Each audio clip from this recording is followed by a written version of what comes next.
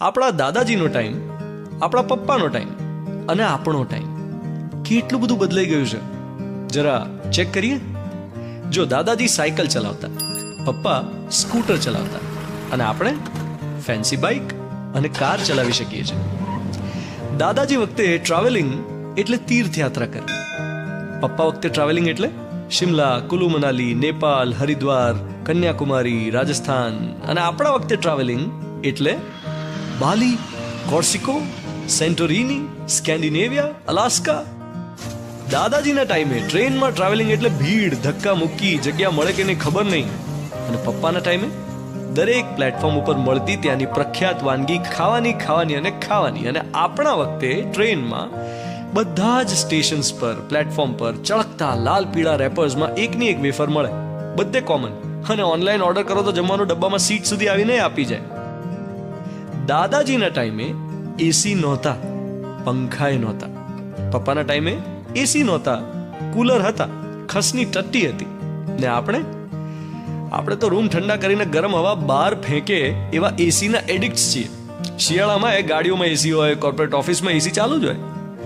દાદાજીના ટાઈમે મોલ નહોતા, કરિયાણાની દુકાનો હતી ને વસ્તુઓ સસ્તી હતી. પપ્પાના ટાઈમે ચીજ વસ્તુઓ સરળતાથી મળતી નહોતી, રેશનિંગની લાઈનો રહેતી, તેલના 50 પ્રકારો નહોતા, શેમ્પુ જન્મ્યું નહોતું, આમળા શિકાકાઈના સાબુથી વાળ ધોવાતા. અને આપણું ફ્રીજ ભરચક હોય છે. માત્ર એક ક્લિક કરીને 500 રૂપિયાની શેમ્પૂની બોટલ તરત મંગાવી શકીએ છીએ. એક ક્લિક કરીને દુબઈથી ખજૂર ઓર્ડર કરીએ છીએ.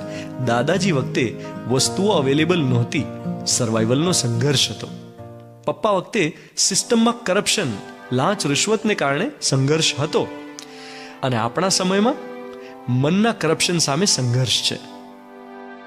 હવે આ બધું જ જો સરવાળે જોઈએ ને તો ખરેખર દાદાજીની કમ્પેરિઝનમાં આપણી લાઈફ પ્રેક્ટિકલી બહુ ઇઝી છે. તો પછી કેમ રો કરીએ છીએ નાની વાતોમાં કે હાય મારી લાઈફમાં તો બહુ સ્ટ્રગલ છે? શેની સ્ટ્રગલ ભાઈ?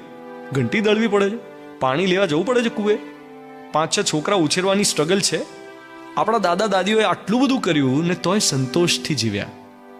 તો પછી એક આપણને છે ને આટલી બધી હાઈવ હોય છે, હે? કઈ મોટી લંકા લૂંટાઈ જવાની છે? કેમ આટલા બાવરા છીએ આપણે?